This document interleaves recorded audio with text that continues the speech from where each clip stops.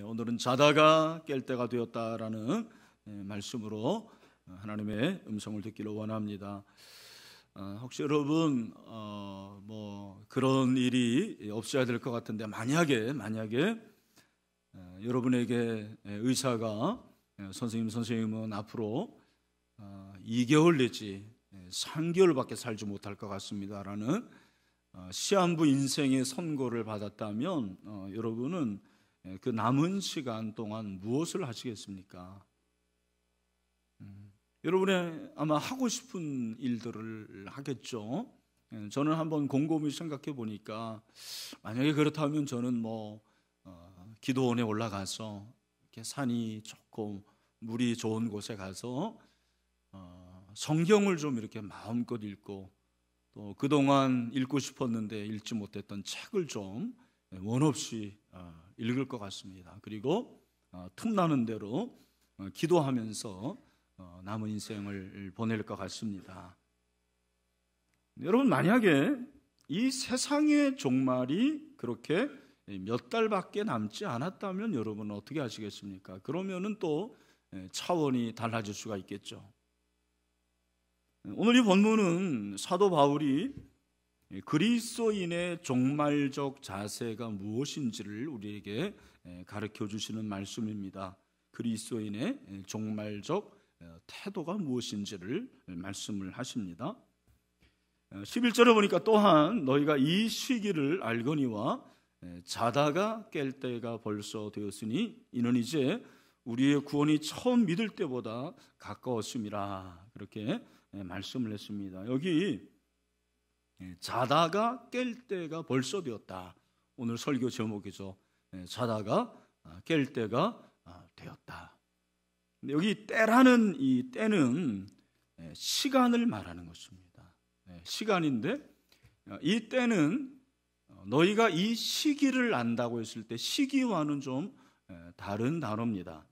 같은 시간을 나타내는 단어지만 시기는 어떤 한 세대를 말하는 것이고요.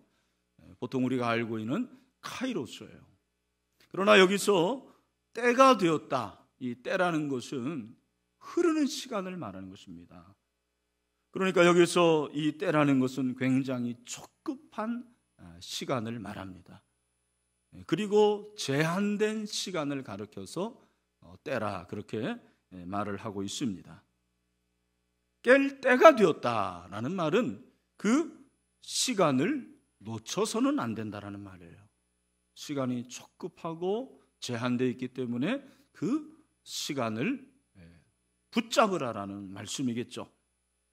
여러분, 바울이 자다가 깰 때가 되었다라고 했는데 여기 자다가라는 말은 사실은 잠에서 그런 말이에요. 잠에서 깰 때가 되었다.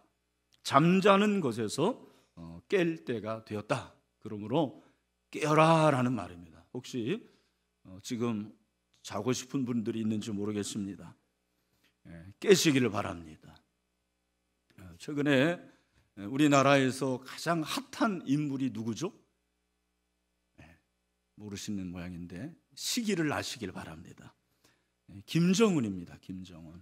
김정은 씨가 가장 핫한 인물입니다. 그런데 여러분, 김정은이 제일 싫어하는 게 뭔지 아십니까? 트럼프? 미국? 조는 걸 제일 싫어한다고 합니다. 특히 자기가 강연할 때 졸면 바로 처형입니다. 2015년 4월 30일에 전격 처형된 사람이 현영철 인민무력부장인데 그의 제목과 관련해서 정통한 북한 내부 소식통이 이렇게 전했습니다.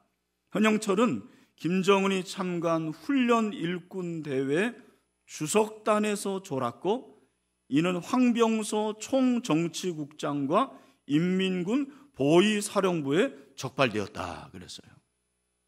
여러분, 김정은을 만날 일은 없겠지만 김정은 만나면 졸지 마시길 바랍니다. 참, 여러분, 김정은 앞에서 졸면 죽는데 지금까지 우리가 하나님 앞에서 살아있는 것이 은혜인 줄로 믿습니다. 근데 바울이 잠에서 깨어라 그렇게 말씀했을 때 이 잠은 육신의 잠이 아니겠죠. 무엇을 말하겠습니까? 영적인 잠을 말하는 것입니다. 잠에서 깨라는 것은 영적인 잠에서 깨라는 거예요. 예수를 믿으면서 영적으로 잠자고 있는 성도들이 참 많습니다.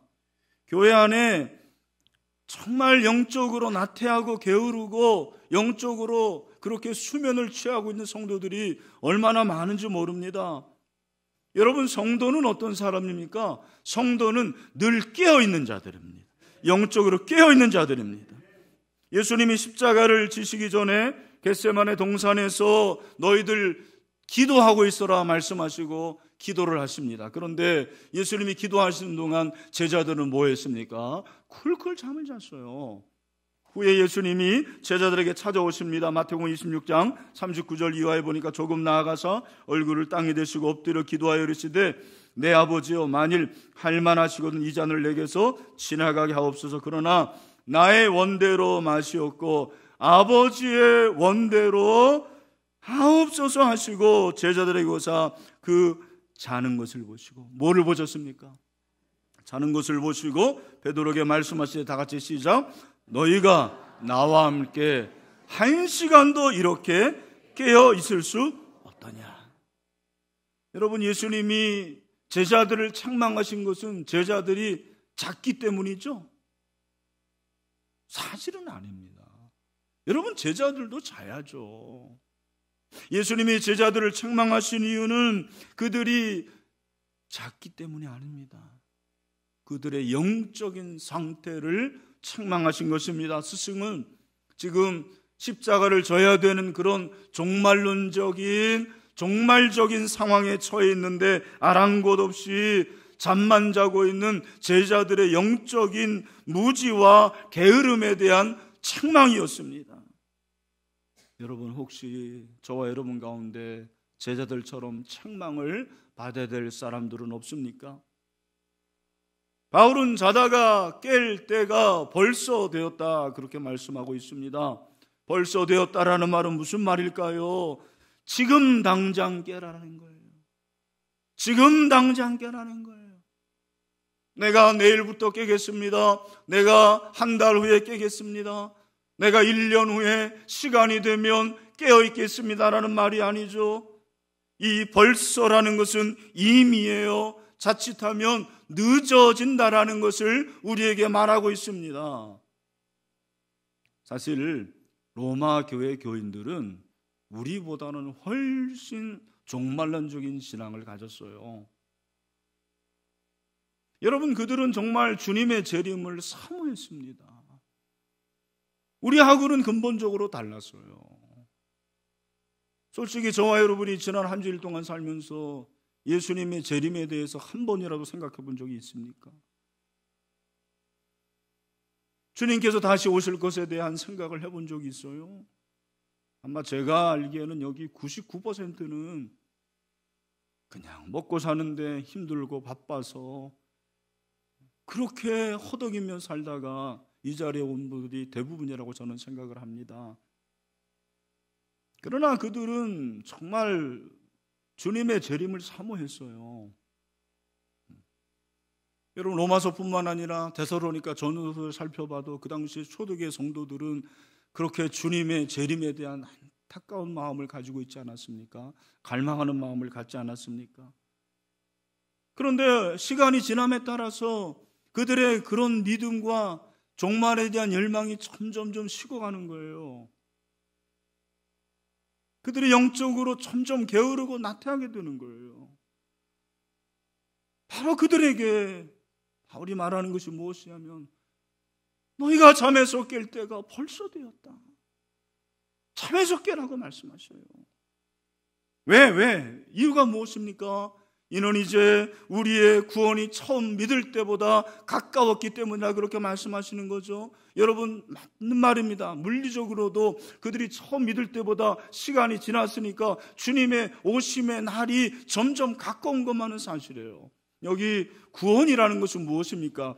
여기 구원이라는 것은 로마서 전체를 볼 때 구원의 서정을 말하는 거예요. 우리가 예수를 믿음으로 의롭게 된 칭의와 더불어서 의롭게 된 후에 점점점 거룩하게 되는 성화와 그리고 성화를 통해서 언젠가는 영화롭게 되는 전 영역을 말하는 거예요. 구원의 전 영역을 의미하는 것입니다. 예수 그리스도의 그 재림을 통해서 미래와 최종적인 구원을 염두에 둘 것을 말씀하고 있습니다. 사랑하는 성도 여러분, 여러분의 삶이 힘들고 여러분의 삶이 참 각박하고 어렵다라는 것을 압니다. 그러나 기억하십시오. 주님의 재림이 점점 가까워오고 있습니다. 정말 믿어지십니까? 그러므로 영적으로 깨어있으라는 거예요. 여러분, 영적으로 깨어있는 사람의 특징이 무엇입니까? 오늘 본문에 두 가지로 그걸 우리에게 말해주고 있습니다. 하나는 벗는 거고 하나는 입는 거예요. 옷을 통해서 우리에게 말씀을 하고 있습니다. 영적으로 내가 깨어있다라는 것은 무슨 말입니까? 영적으로 깨어있다라는 것은 내가 벗어야 돼요. 어떤 옷을 벗어야 됩니까? 오늘 본문에 보니까 어둠의 일을 벗자 그렇게 말씀하고 있어요. 12절 밤이 깊고 낮이 가까웠으니 그러므로 우리가 어둠의 일을 벗고 빛의 갑옷을 입자. 뭐를 벗자고 말합니까? 어둠의 일을 벗자고 합니다. 여기서 어둠은 사탄의 세력을 말하는 거예요. 성경에서 어둠은 영적으로 사단을 말합니다. 이것은 인간의 양심이 더럽혀지고 혼란하는 것을 말합니다. 영적으로 어두워진 것은 생명의 빛이 임하지 않는 것을 말합니다. 그것은 멸망입니다. 사망입니다. 여러분, 영적으로 어두워진 것에서 벗어나라고 말하는 거예요. 어둠의 일을 벗어버리자. 이 벗어버리자라는 것은 무슨 말입니까? 악에서 떠나자 그런 말이에요. 어둠의 일에서 완전히 떠날 것을 말씀하고 있습니다. 미련 없이 버리는 거예요. 여러분, 어둠은 매력이 있어요. 우리가 빛에 살다가도 어두움이 그리워질 때도 있고 그 어두움을 우리가 생각할 때는 참 즐거움도 줄 수도 있습니다. 여러분, 영적으로 잠자고 있을 때는 그것이 더 좋아요. 그것이 큰 매력이 있는 거예요. 그 잠에서 깨어나는 것은 어둠의 일을 벗어버리는 거예요. 떨쳐버리는 것을 말합니다. 다시는 어두움의 일이 나를 침범하지 못하도록 하는 것입니다. 그래서 성경을 보면 악을 떠나는 것이 지혜래요. 악을 떠나는 것이 명철입니다. 욥기 28장 28절에 보니까 또 사람에게 말씀하셨도다. 보라, 주를 경외함이 지혜요 악을 떠남이 명철이니라. 아멘. 여러분, 우리가 버려야 할 어두움의 일이 무엇입니까? 오늘 본문에서 사도 바울이 6가지를 말하고 있습니다. 그것이 무엇입니까? 13절 이하에 보니까 방탕, 술 취함, 음란, 호색, 다툼, 시기 6가지를 말하고 있어요. 저는 이거를 두 부분으로 나누고 싶어요. 방탕과 술 취함과 음란과 호색이 한 그룹이고 다툼과 시기가 한 그룹이에요.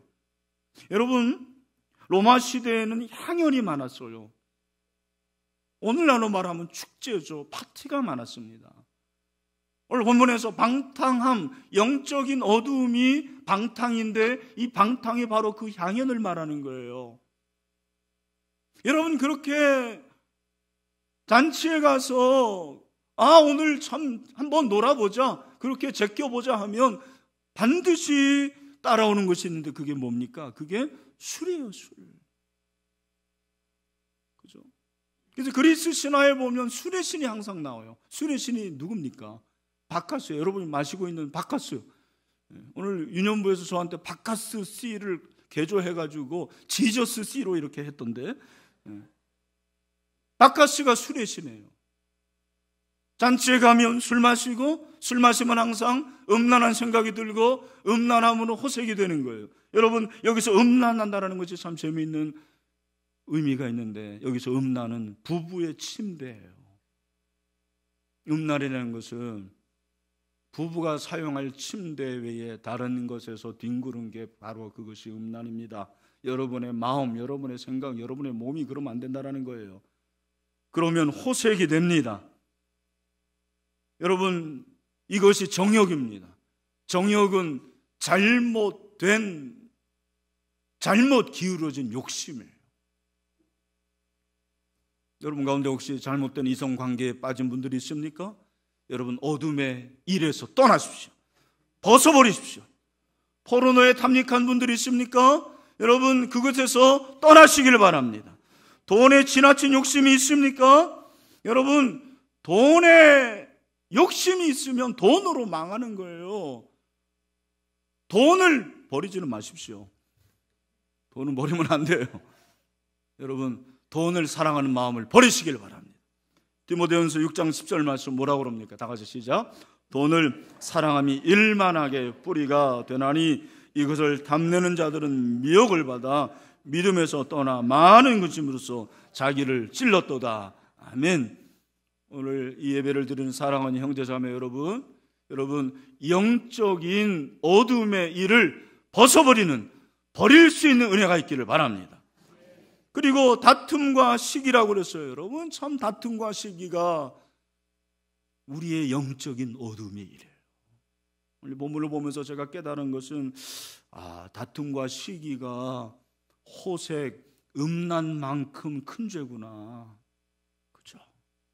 우리는 불륜을 저지르고 그렇게 호색하면 나쁜 놈이라 그러는데 다투고 시기하는 건 아무것도 아닌 것처럼 그렇게 생각할 때가 많습니다. 아닙니다. 다툼과 시기도 같은 급이에요. 그렇게 무서운 죄라는 것을 우리에게 말씀을 하고 있습니다. 여러분, 다투고 있습니까? 시기하는 마음이 있습니까? 예수님의 이름으로 떨쳐버리시길 바랍니다. 예수의 이름으로 벗어버리십시오. 어두움의 일을 벗는 여러분이 되기를 주님의 이름으로 축원합니다. 여러분, 벗기만 하면 안 됩니다. 벗은 다음에 어떻게 돼요? 입어야 됩니다. 오늘 본문에서 입을 것을 말씀을 하고 있습니다. 무엇을 입어야 된다고 합니까? 빛의 갑옷을 입자, 그렇게 말씀하고, 특별히 14절에서는 궁극적으로 우리가 입어야 될 옷을 말씀하시는 것입니다. 12절에서는 청영을 쓰잖아요. 빛의 갑옷을 입자, 그렇게 하고 14절에서는 명령형을 통해서 우리에게 말씀을 하시는 거예요. 우리 14절 말씀을 다 같이 한번 읽겠습니다. 시작. 오직 주 예수 그리스도로 옷 입고 정욕을 위하여 육신의 일을 도모하지 말라. 아멘. 바울은 예수 그리스도로 옷 입으라, 그렇게 말씀을 하십니다. 이것을 강조하기 위해서 오직을 말합니다. 오직 주 예수 그리스도로 옷을 입으라 말씀하십니다. 여러분, 주 예수 그리스도로 옷 입으시기를 바랍니다. 주 예수 그리스도로 옷 입는다는 것은 무슨 말입니까? 이것은 먼저 예수 그리스도와의 연합을 말하는 것입니다. 성령을 통해서 예수 그리스도와 연합된 상태, 그것이 예수 그리스도의 옷을 입는 거예요.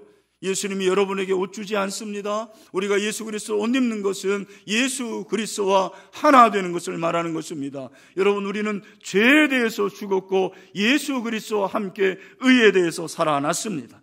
로마서 6장 1절부터 3절에 보니까 그런즉 우리가 무슨 말을 하리요? 은혜를 더하게 하려고 죄에 거하겠느냐? 그럴 수 없느니라. 죄에 대하여 죽은 우리가 어찌 그 가운데 더 살려 무릇 그리스도 예수와 합하여 세례를 받은 우리는 그의 죽으심과 합하여 세례를 받은 줄을 알지 못하느냐. 아멘. 여러분, 저와 여러분 죄에 대해서 죽었습니다. 그러므로 예수와 함께 살게 되었습니다. 성령을 통해서 늘 예수님과 연합할 수 있게 되기를 주님의 이름으로 축원합니다. 또 하나는 무장입니다. 예수 그리스도의 옷을 입는 것은 그냥 옷만 입는 것이 아니고 이것은 무장을 말하는 것입니다. 예수 그리스도의 옷을 입는 것은 갑옷이에요. 갑옷. 잠옷이 아닙니다. 등산복이 아닙니다. 갑옷이라고 말씀하셨어요. 빛의 갑옷을 입자 그랬어요. 여러분, 성도는 빛의 갑옷을 입는 자들입니다. 왜냐하면 그리스도인의 삶을 잠자는 것이 아니고 영적 전쟁을 치르는 것이기 때문입니다. 우리의 삶은 영적 전쟁을 치르는 것이죠. 우리가 사는 이 시대는 치열한 영적인 전투가 있습니다. 보이지 않지만 그 전쟁을 우리는 치러야 됩니다. 그래서 바울은 우리가 입어야 될 옷을 전신갑주라 그렇게 말했어요. 여러분, 전신갑주를 입으십시오. 에베소 6장 13절에 보니까 그러므로 하나님의 전신갑주를 취하라. 이는 악한 날에 너희가 능히 대적하고 모든 일을 행한 후에 서기 위함이라. 아멘. 여러분, 전신갑주는 군사들이 입을 옷이에요. 정도는 유람선 타고 여러분 크루즈 타는 신앙을 갖는 게 아니에요. 여러분, 영적인 전쟁을 치르는 우리는 군함을 탄 자들이에요. 여러분, 사단이 우리를 넘어뜨리려 합니다. 공격합니다. 유혹합니다. 그 가운데서 빈틈을 주지 마시기 바랍니다. 빈틈을 허용하면 안 돼요. 그래서 오늘 14절에 보니까 오직 주 예수 그리스도로 옷 입고 정욕을 위하여 육신의 이름을 도모하지 말라 그랬습니다. 여기 육신의 일을 도모한다, 이 도모한다라는 말은 행한다라는 말입니다. 육신의 일을 도모한다라는 것은 무슨 말입니까? 빈틈을 허용하지 말라라는 말이에요. 우리가 어두움의 옷을 벗고 그리스도의 옷을 입으려면 여러분 빈틈을 허용해서는 안 됩니다. 날마다 영적으로 깨어 있어야 됩니다. 전신갑주를 입어야 됩니다. 그 중에서 우리가 입어야 될 옷이 무엇입니까? 바로 경계하는 옷을 입어야 돼요. 그래서 여러분, 전신갑주는 수비용 무기도 있고 공격용 무기도 있는데 경계용 무기가 있어요. 바울이 그걸 말해주고 있습니다. 에베소 6장 18절 말씀 보니까 뭐라고 그랬습니까? 다 같이 한번 읽어보죠. 시작. 모든 기도와 간구를 하되 항상 성령 안에서 기도하고 그 다음에 이를 위하여 깨어 구하기를 항상 힘쓰며. 뭐를 항상 힘쓰라고 그랬습니까? 깨어 구하기. 여러분, 기도는 깨어 있는 것입니다. 깨어 있는 것이 기도입니다. 전신갑주를 입어도 경계하지 않으면 소용이 없어요. 그렇죠? 아무리 무기가 좋으면 뭐합니까? 경계에서 실패하면 전쟁에서 실패하는 거예요. 그래서 보초가 중요합니다. 여러분, 경계용 무기가 무엇입니까? 바로 기도가 경계용 무기예요. 오늘 우리가 기도하면 여러분 경계용 무기를 가지고 사단의 유혹을 이길 수가 있습니다. 여러분, 지금은 자다가 깰 때라는 말은 지금은 기도할 때라는 말입니다. 지금은 기도할 때입니다. 왜요? 유혹이 많기 때문입니다. 말세에는 잠들 수 없는 유혹이 얼마나 많은지 몰라요. 유혹이 참 많습니다. 개인적으로 유혹이 많아요. 여러분에게 유혹이 많습니다. 목사도 마찬가지입니다. 이 세상이 우리를 그냥 놔두지 않습니다. 사단이 늘 우리를 시험을 합니다. 깨어있지 못하게 합니다. 미국의 예지만 2000년에 보니까 미국의 목회자들 가운데서 40%의 성직자들이 포르노 사이트를 방문한 적이 있다고 그래요. 놀랐어요. 여러분, 그러니 평신도들은 어떻겠습니까? 위기의식을 가지고 살아야 됩니다. 늘 조심해야 됩니다. 정신을 차려야 됩니다. 정신줄을 놓으면 안 됩니다. 여러분이 정신을 차리고 기도해야 됩니다. 우리가 기도하면 하나님이 일하실 줄로 믿습니다. 부모가 정신을 차려야지 자녀들이 정신 차리는 거예요. 부모가 정신 차리지 못하면 자녀 정신 못 차립니다. 여러분, 우리가 정신 똑바로 차려도 우리 자녀들이 정신 못 차리는 경우가 얼마나 많은지 몰라요. 왜? 사단이 그렇게 만들기 때문입니다. 정말 이 세상이 무섭습니다. 얼마나 무서운지 모르겠어요. 여러분, 정신을 차리고 기도하는 것은 선택이 아니라 명령입니다. 기도하지 않는 것은 죄입니다. 사무엘상 12장 23절 나는 너희를 위하여 기도하기를 쉬는 죄를 여호와 앞에 결단코 범하지 아니하고 선하고 의로운 길을 너희에게 가르칠 것인즉. 아멘. 제가 이번에 설교하면서 깨달은 한 가지가 있습니다. 그리스도인이 입을 수 있는 가장 아름다운 옷은 기도의 옷이구나라는 거예요. 여러분 기도의 옷을 입고 있습니까? 정말 기도의 옷이 가장 아름다운 옷이에요. 예수님이 우리와 함께 하시기 때문에 그 주님과 늘 동행하는 기도의 옷을 입어야 되는 거예요. 만약에 여러분 기도의 옷이 없다면 사실은 여러분은 옷 입지 않고 신앙생활하는 거 똑같아요. 그럴듯하게 여러분 여기 뭐 가운 입은 성가대들 기도하지 않는 분들 죄송합니다. 나체예요 여러분. 죄송합니다. 여러분 이 자리에 있지만 기도하지 않는 분들은 기도의 옷이 없잖아요. 얼마나 부끄러운 것입니까? 어떻게 우리가 예수 그리스도의 옷을 입을 수 있습니까? 옷을 입는다는 것은 늘 착용하는 것이에요. 늘 착용하는 거예요. 예수님과 24시간 밀착 동행하는 여러분이 되시길 바랍니다. 참 우리 국민들은 옷을 참 잘 입어요. 여러분들이 지금 입는 이 옷 정도면은 세계에서 최상급이에요. 제가 이렇게 옷을 입고 있지만 이 양복을 입고 이렇게 목회하는 그저 설교하는 사람들 전 세계 목사 중에서 얼마 안 됩니다. 제가 이렇게 옷을 입지만 집에 가면 평상복을 입어야 되는데 목사인지라 늘 목사답게 입고 다녀야 돼요. 마켓에 갈 때도 추닝밤으로 가면 안 됩니다. 어느 정도는 격식을 차리고 나가야 돼요. 그래서 우리 선배님들은 목욕탕 갈 때도 양복 입고 갔다고 그래요. 양복 입고 목욕탕 갔습니다. 왜? 옷이 그 사람의 정체성이기 때문에 그렇습니다. 근데 왜 정체성입니까? 여러분 그리스도인은 기도의 옷이셔야 돼요. 여러분 옷은 착용이죠. 옷을 입는다라는 것은 그것이 내 삶이라는 것입니다. 오늘 이 자리에 옷 안 입고 오는 사람이 어디 있습니까? 다 옷 입고 왔어요. 여러분 영혼의 옷을 입고 있습니까? 기도의 옷을 입고 있습니까? 저는 여러분이 기도의 옷을 입게 되기를 소원합니다. 그분과 24시간 동행하시길 바랍니다. 양육반에서 24시간 예수님 생각하기 숙제를 내주었는데 어떤 성도가 그릇 속에서도 예수님의 얼굴이 떠오르다라는 거예요. 새가족입니다. 여러분 기도야말로 가장 근사한 영혼의 옷인 줄로 믿습니다. 이번 주에 여러분이 예수님과 밀착 동행하시고 24시간 주님 생각하며 기도할 수 있는 기도의 옷을 입을 수 있게 되기를 주님의 이름으로 축원합니다. 오늘이 어버이 주일인데 사실 우리가 오늘 이 자리에 있는 것은 부모의 덕분 아닙니까? 부모의 은혜입니다. 제가 참 그 사실을 점점 이렇게 깨닫고 있습니다. 설득을 보니까 제가 오늘 이 자리에 있고 이렇게 목회하는 것은 첫 번째는 하나님의 은혜이고 우리 성도들의 은혜이고 부모님의 은혜예요. 부모님이 참 지금까지 건강을 지켜주셨습니다. 그리고 부모님이 저를 위해서 계속 기도해 주셨어요.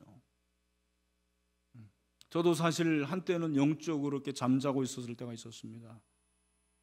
대학 시절에 어느 날 제가 잠자고 있는데 잠에서 잠깐 깼는데 물이 그냥 뚝뚝 떨어지는 거예요. 제 얼굴에. 잠깐 눈을 떠보니까 저희 어머님이 저를 위해서 눈물로 기도하고 있었어요.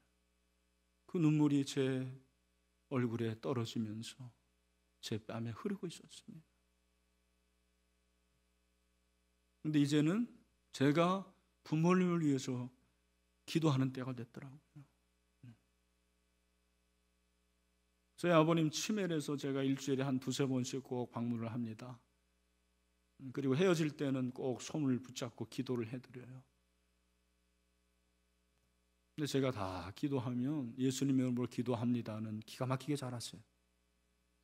아멘 하시고서 연이어 기도합니다. 아버님이 기도를 하세요. 온전한 기도가 아니에요. 무슨 말인지 잘 모르겠어요. 그러나 아들을 위해서, 자식을 위해서 계속 기도하고 있습니다. 우리가 부모님을 위해 해드릴 수 있는 마지막 효도는 기도라고 생각합니다. 부모의 입장에서도 그렇습니다. 제가 목회하면서 참 가슴 아픈 것은 그렇게 부모가 자녀를 위해서 기도하는데 자녀들이 참 어려움을 당하는 경우입니다.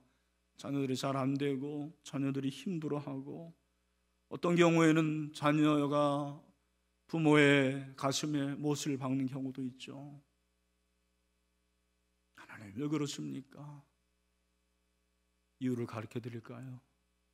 기도하라는 사인입니다. 기도하라는 거예요. 그럼 기도하십시오. 인내하고 기도하세요. 실망하지 마세요.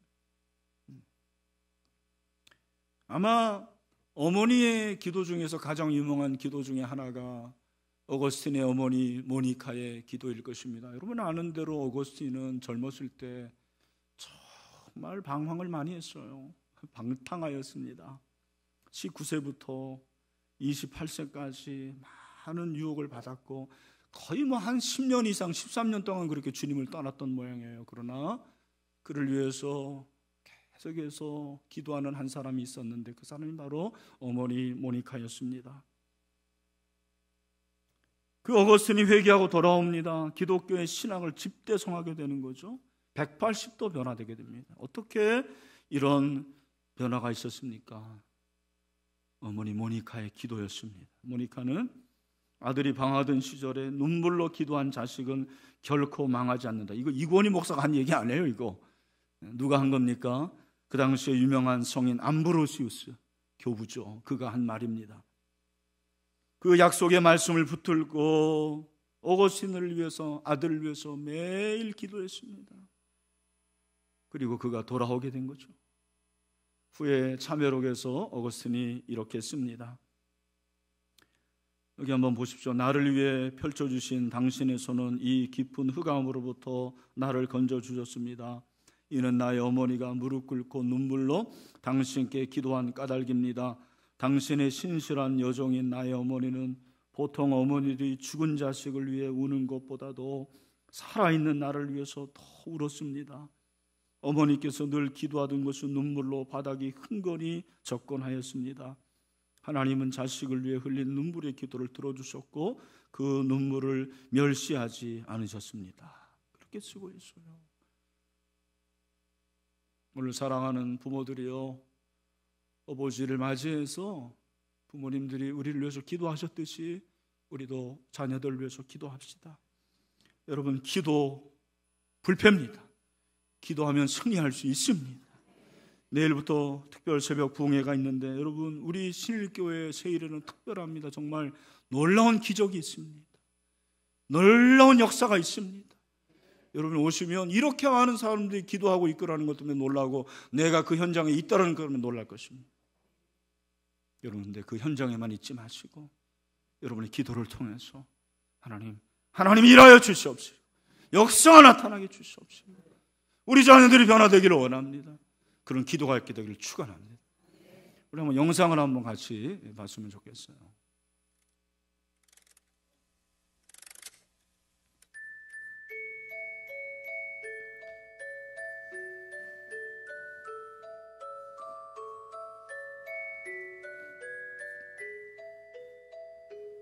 나는 어머니의 기도를 기억한다. 그 기도는 항상 나를 따라다녔고 평생 나와 함께했다.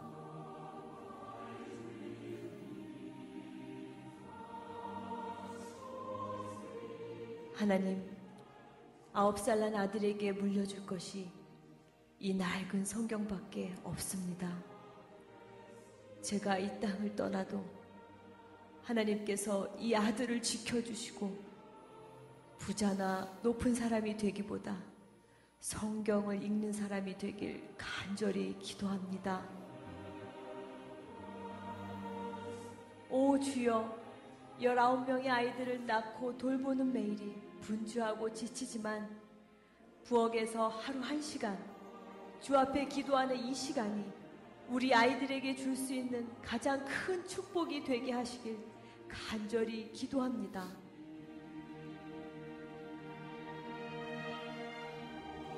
(13년) 동안 죄악과 방탕한 삶을 살던 아들을 구원해 주셔서 감사드립니다. 이 죄인의 눈물의 기도를 들어주신 아버지여, 이제 그 아들로 하여금 모든 죄를 철저히 회개하고 평생 주의 영광을 위해 살게 하시길 간절히 기도합니다.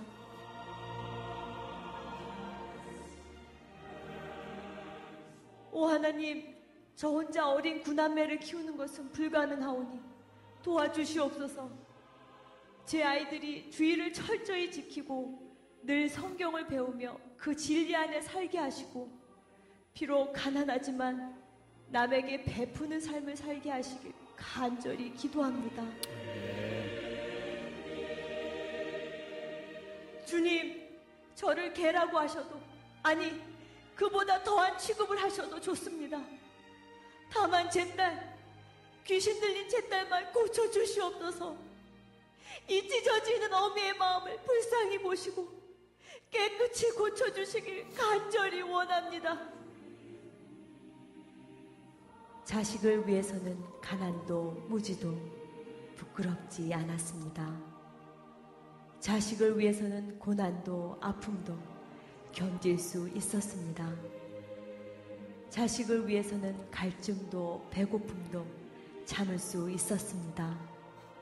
이것이 우리 어머니의 희생입니다. 자식을 위해서 거칠고 투박한 손을 모았습니다. 자식을 위해서 차갑고 딱딱한 바닥에 엎드렸습니다. 자식을 위해서 뜨거운 눈물로 부르짖었습니다. 이것이 우리 어머니의 사랑입니다.